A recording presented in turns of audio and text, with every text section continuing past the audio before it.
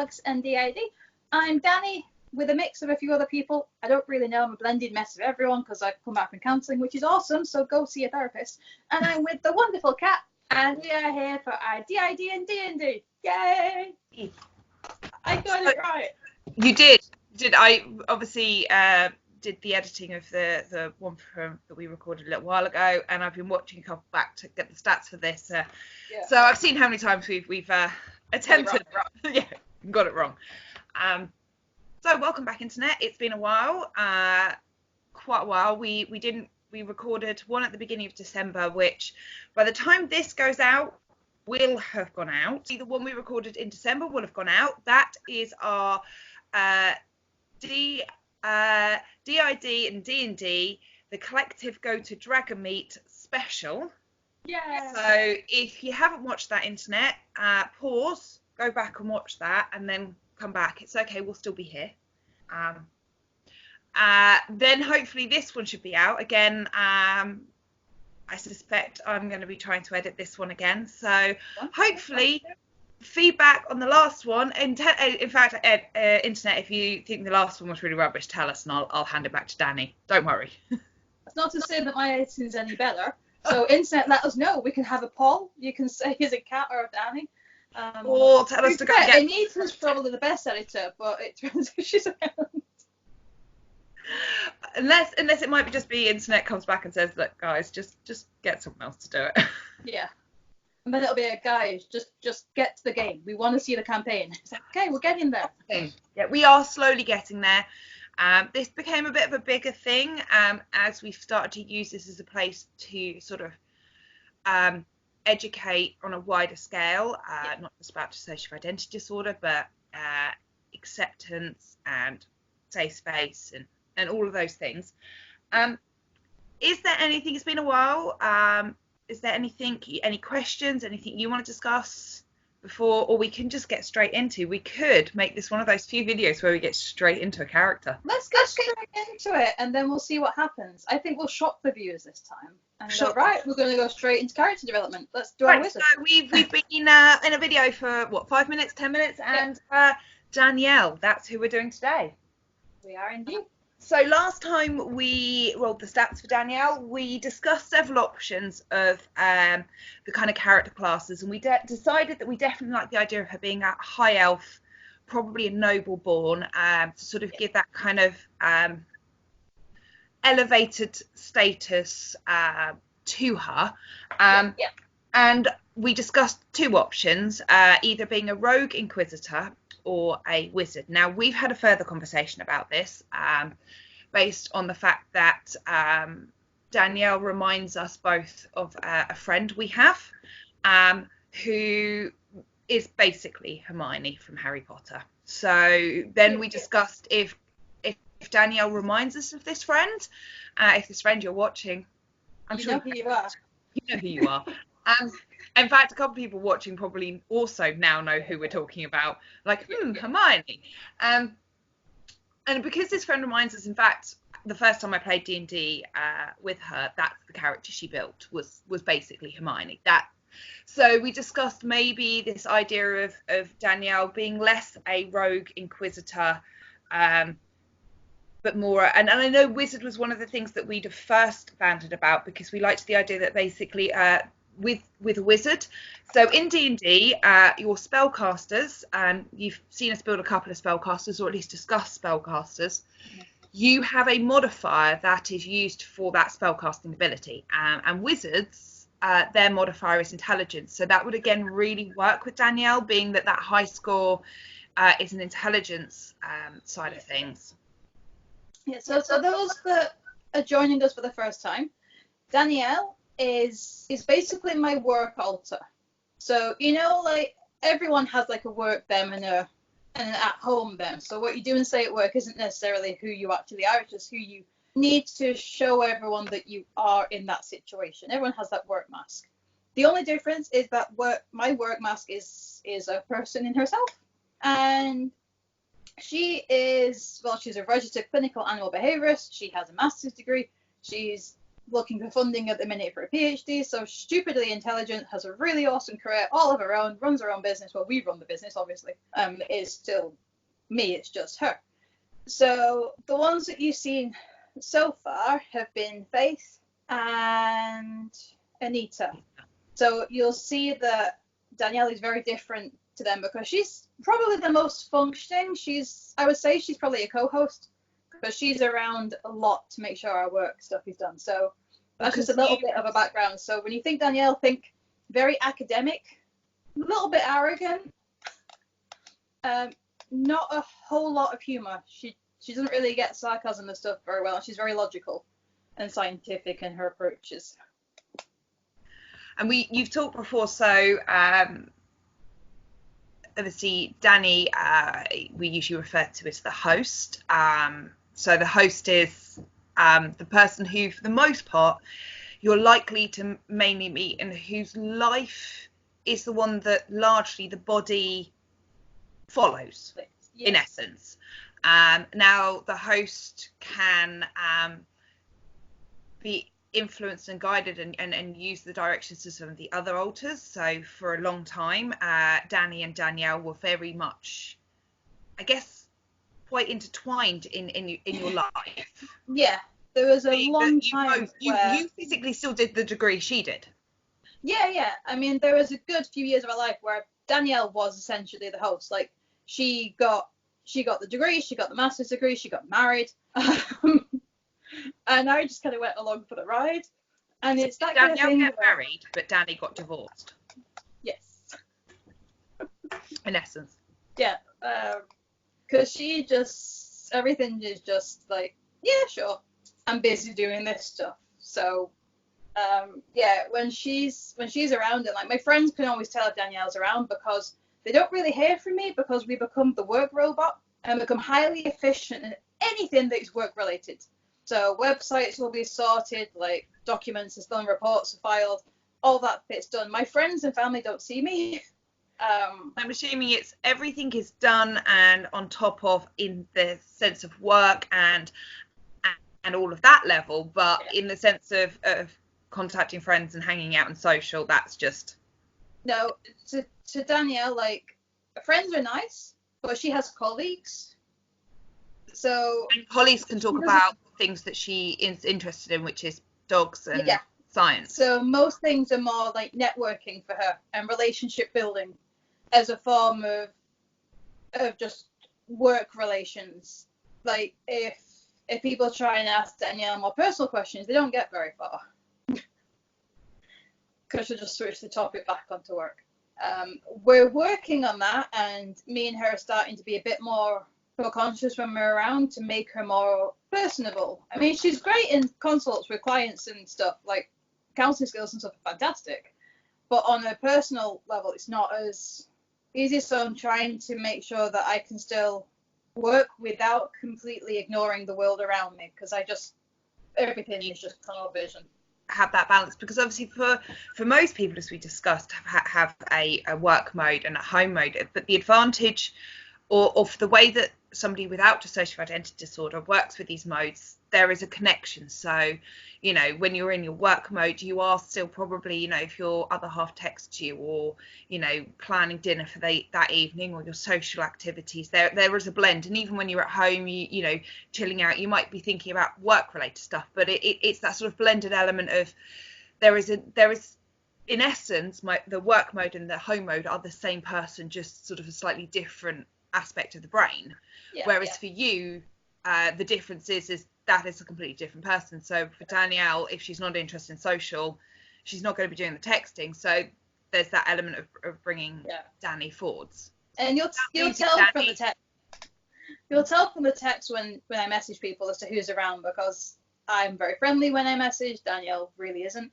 The biggest advantage, though, because as much as DID is seen as a disadvantage in a lot of ways and very difficult to live with, which it is, but a huge advantage for me personally, because I have Danielle as an alter, regardless of what's going on in my personal life, how upset I am, how much of a hard time we're having, no matter what the others are going through, when we're in a work context, because Danielle is a completely different person, she isn't affected at all by any of that stuff. which is a huge advantage because we will never go to work feeling really bogged down about a personal thing that's happened. We can go to work and work because there is no emotional connection for her to anything that's going on in our life. She's completely cut off from it in order to function in the life. I suppose, like you said, there are days when you go into work and you've had a row with someone and that's playing on your mind and affects your work levels. But I suppose the advantage with Danielle is by switching, which in essence, that's the whole point with the alters, their functionality is to switch you into a state that is better for the environment you're in, or to forget the pain that you're currently struggling with. It means you've got work mode without having to worry about. Yeah. It's the biggest advantage for people that do live with DID, especially if you have an alter that is, some people don't have that, and I sympathize greatly if you don't have your own version of Danielle, because with what we've had to deal with in order to get DID, obviously it's a trauma thing, like, you wouldn't be able to function as a person carrying all of that, which is why it's carried in separate parts. It's spread throughout the entire system, and there's a couple of us, so there's Luna and Danielle, that are cut off from it completely. They are not trauma holders. They have no trauma history or at all. None of it affects them. In order for us to be able to function in the real world, so no one sees the damage, which is the whole point of DID, is that you're not supposed to see it. And we failed on not talking about stuff before we go our character. I've just realised. Well, we've been talking about Danielle. So actually, we'll get back to wizards. Before we get back to Danielle, I've got her stats here. Talking about that idea of it being something that is, the disorder itself is very clever in its aspect of masking in order to protect. Mm-hmm. There was, on one of the latest Multiplicity in Me videos, she mentioned a documentary about a woman with something like 1,000 alters. Oh, 2,000, yeah. Yeah, and it's just, I'll put the link, we'll put the links when we put this up, but that documentary was mind-blowing because the psychologist was talking about actually how clever a disorder it is. The fact that, in essence, you shouldn't be able to function after that trauma, but the mind fractures in the way it does to allow you to function. But short story, she had something like 2,000 alters, and she went to court with her army in her head and took her father to court for what had happened. And it's, we will put the links. It's, well, I don't want to spend too much long time, but it is well worth watching.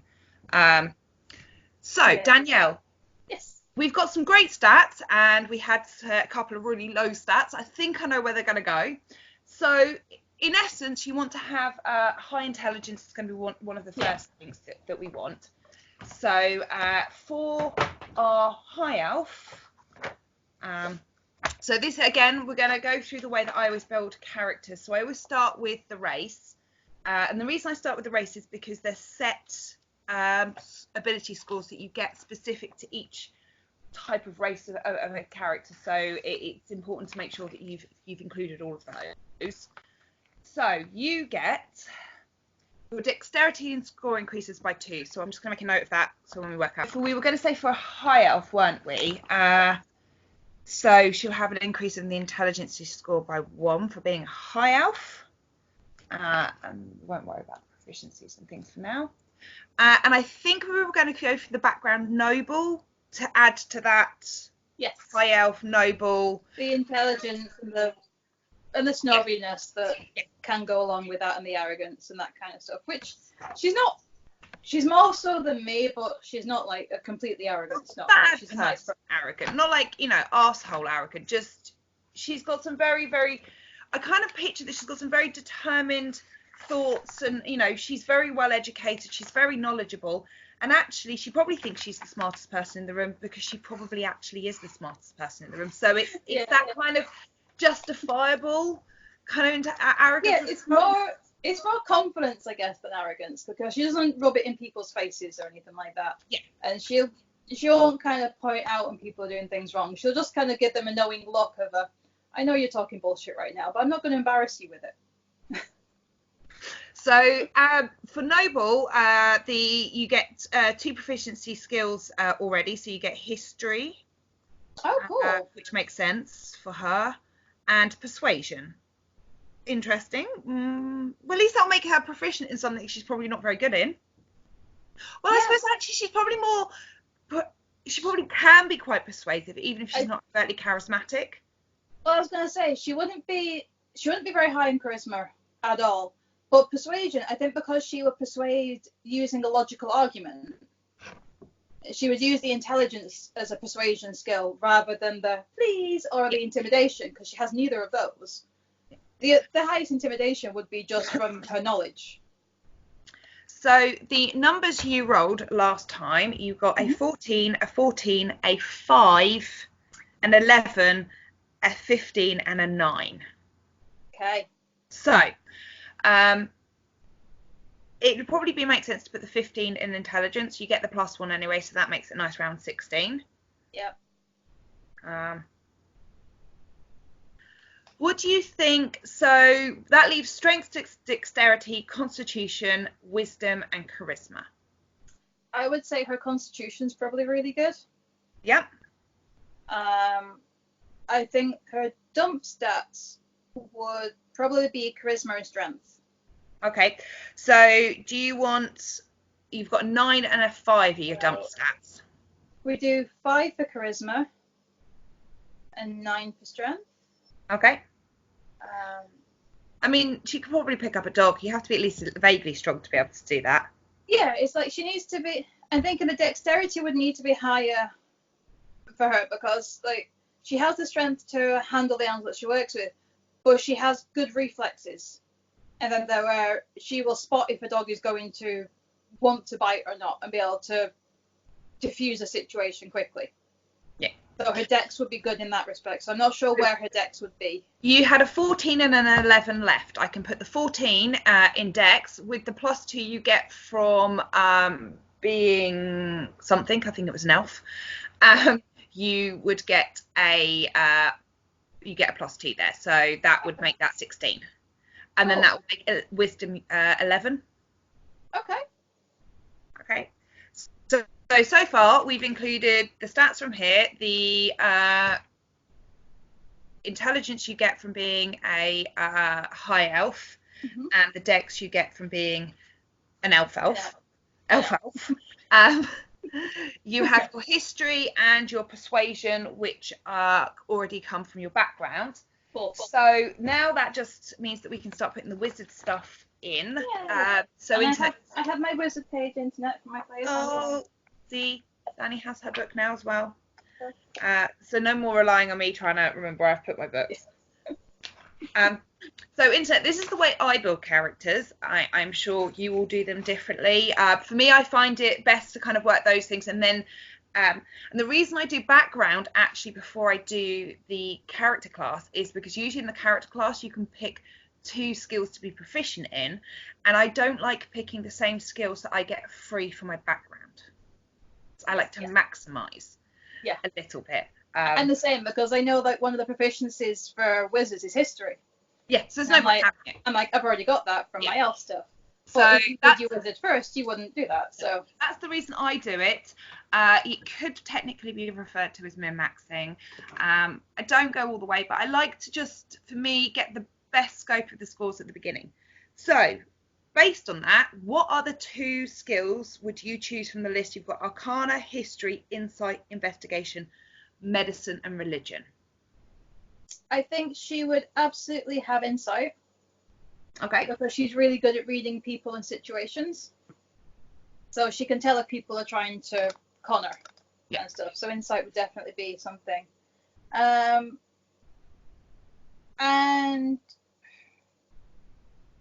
either Arcana or Investigation, I think. Arcana's probably going to be better, isn't it, with the spellcaster? Okay. Yeah. Yes. And if you think about it, although Danielle herself isn't a spellcaster, in essence, the reason that we've built Danielle the way she is because she's very learned in her area, which is science and dog behavioural. But translating that to wizard, she would be very learned in Arcana. Yeah, she'd be one of the wizards that would. She'd work like the Talbot Sol or something. Like she would. She'd know all the things about being a wizard that she, in her area of wizarding, that she'd need to know. Yeah, she'd be Hermione, but like a Ravenclaw Hermione, I think. Which she wouldn't be quite as brave and bravado as Hermione is. She would be, you know, doing all the research and stuff in the background and doing the reading rather than the upfront fighting. So yeah, that would make sense. And you get a standard from your wizard. You get your saving throws for intelligence and wisdom, which again makes sense for those types of characters. Now, obviously, we've discussed before. So when we built Faith, who we built as a druid, you picked the druid, and then you picked the circle that the pathway, and she was circle of the shepherd, I believe. Yeah, and Anita, that's where the gunslinger comes from, because gunslinger is technically the fighter archetype, or a fighter archetype. So, for those of you who are here for the DID stuff and not the D&D stuff. When you pick your class, you get a class which has certain stats that are relevant that any wizard will have. So all wizards will have the proficiency saving throws for intelligence and wisdom, for example. They will also have certain things that are standard in their wizard build. So, for example, that would be things like how the spells would be built. It's also things like... they get a certain amount of, at certain points, that they're able to recover spells. So that would be built into the standard part of the wizard. But you have to pick your schools. So you've got your standard in your D&D Player's Handbook, which is where you start. When you start D&D, you want to start with one of these. It's got the basics. The different kind of wizard schools are, let me find them. They're called Arcane Traditions, Internet. They are. I'm just reading through them now. That's what I'm looking at. You have a thing. So for internet purposes, you've got School of Abjuration. They emphasize magic that blocks, banishes, and protects, in essence. They usually sort when baleful spirits require exorcism. More protecting, blocking, and banishing. That doesn't mean you only can pick spells from those schools, but that's where you get your certain powers from. School of Divination, which they tend to part the veils of space and time, and are conscious. So strives to part the veil of space and time. School of Enchantment. I know, internet. There's probably someone sitting there going, "There's way more descriptions than that, Cat." I'm reading very lightly. I don't want to bore the people who, trying to balance here. We can always take pictures of the bits and put them on the screen in the editing, We could do. Well, I could do. School of Enchantment, kind of obvious. Beguiling, people and monsters, that kind of thing. Some enchanters are peacemakers who bewitch the violent to lay down their arms. Others might be tyrants who magically blind the unwilling to their service. So there's something, a little bit interesting there. School of Evocation. Powerful elemental effects. I've always been a big fan of School of Evocation. It's all the big AoE, explosions, ice, fire, that kind of thing. School of Illusion, kind of obvious. Illusion-y, trickstery. You've got a lot of illusion spells that don't hurt but confuse. And then obviously there's School of Necromancy, which is pretty much necromancy. And then School of Transmutation, which is turning something from something to something else. So do you have an idea what you think Danielle would be? Well, if we're going to go through them, but from a Danielle point of view. So, with the abjuration thing, the thing is with Danielle is I love wizards with all the really powerful stuff, combat things that they can do. Danielle's not a protector. So all that really fancy lasty banishment protection stuff, if Anita was a wizard, that would be her thing. Yeah. It's not what Danielle is. She would be more... she uses her knowledge to try and make things easier for people in their lives. So she'll come up with like training plans and give people learning tools. So from that thing, I'm thinking possibly more of maybe enchantments.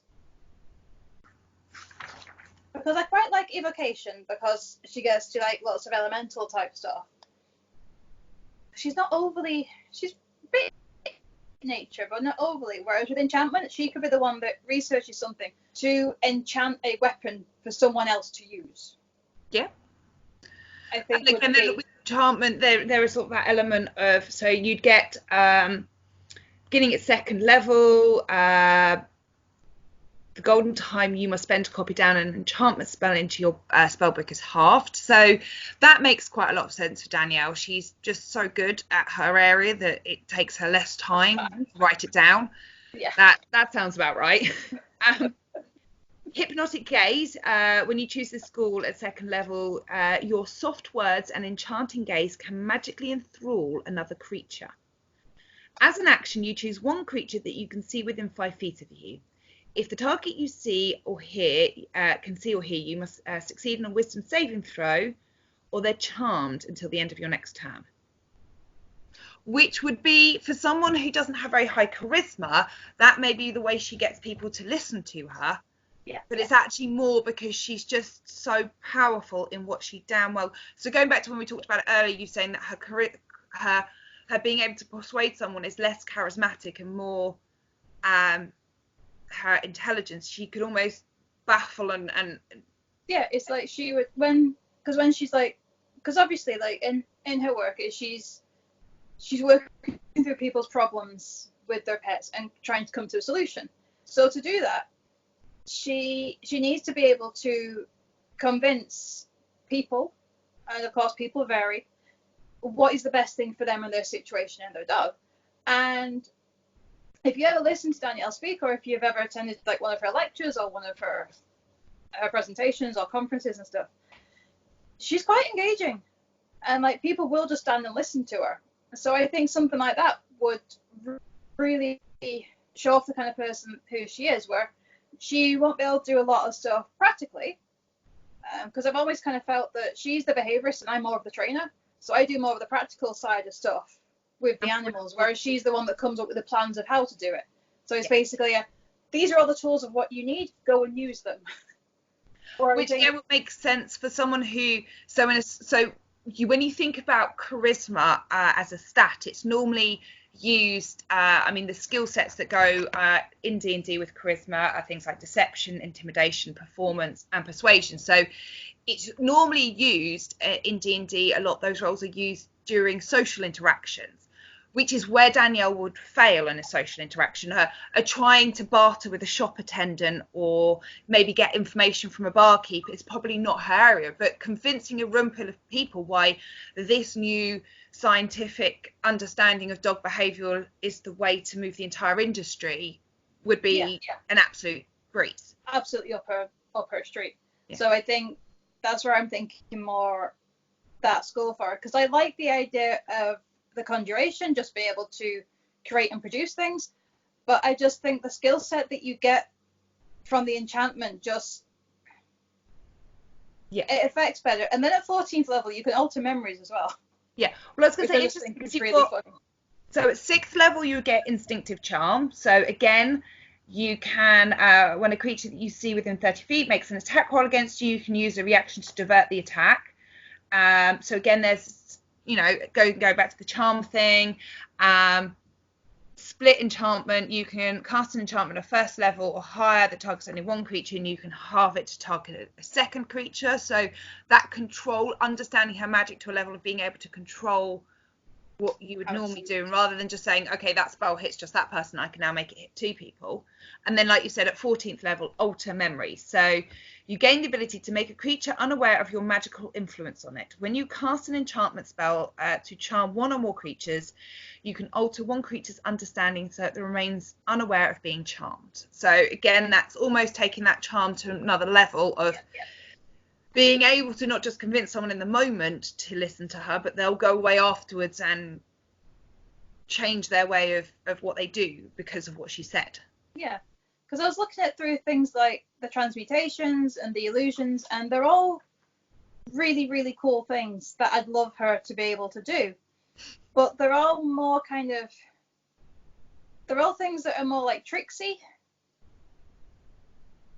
or very kind of charismatic in their uses. They're not very intelligent in the academic sort of sense of her uses. Whereas, you know, if Anita was to find like a new sword, and Danielle was like, oh, actually, I can enchant this to make it better for you. Yeah. There is another one. The only other one that I maybe has an option, as you've been talking, would be potentially School of Divination. So I actually play in a game at the moment with someone who has School of Divination. But you get, at second level, you get the portent. So when you choose this school, glimpses of the future begin to press in on your awareness. When you finish a long rest, you roll 2 d20s and record the number. You can replace any attack roll, saving throw, or ability check made by you or a creature that you can see with one of these, so you can actually change what someone does.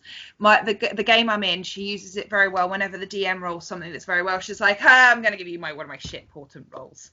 Take that. So I don't know whether that's something that you...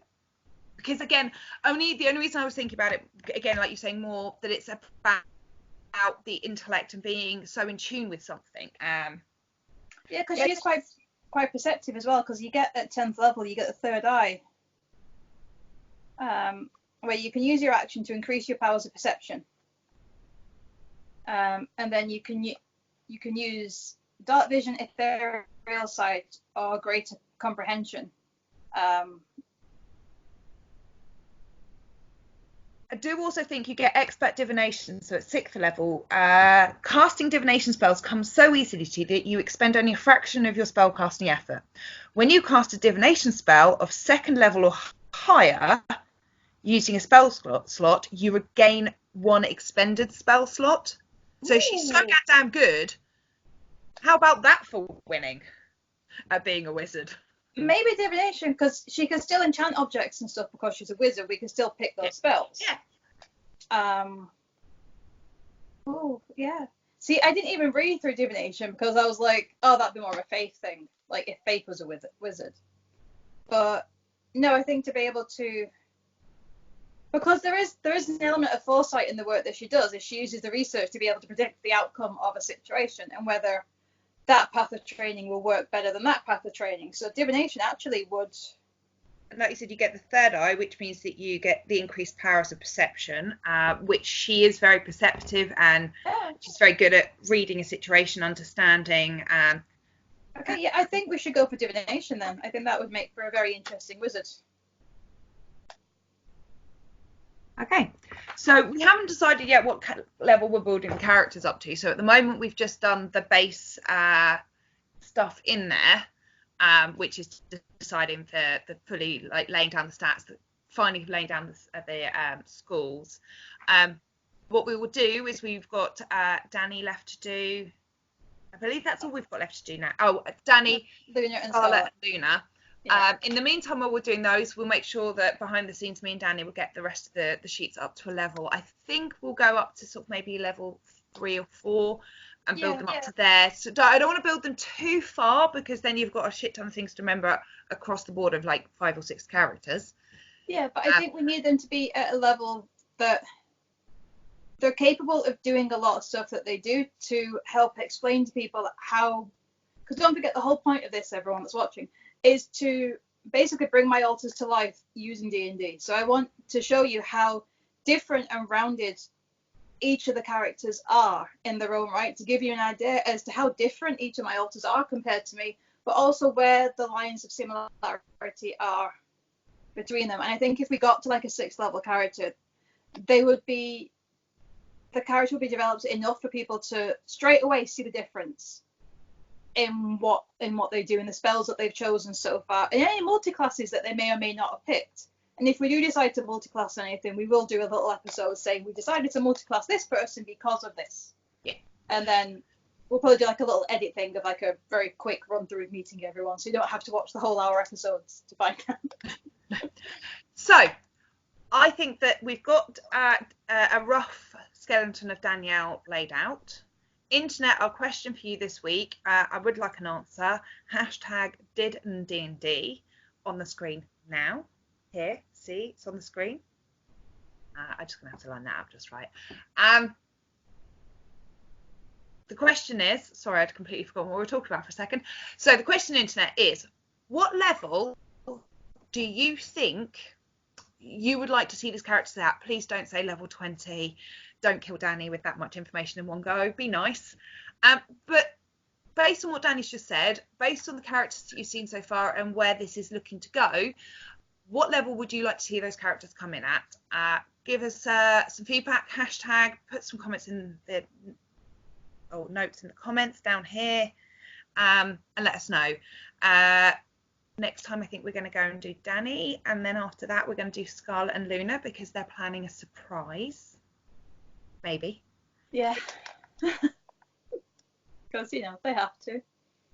They're really big in cosplay, those two, so, yeah.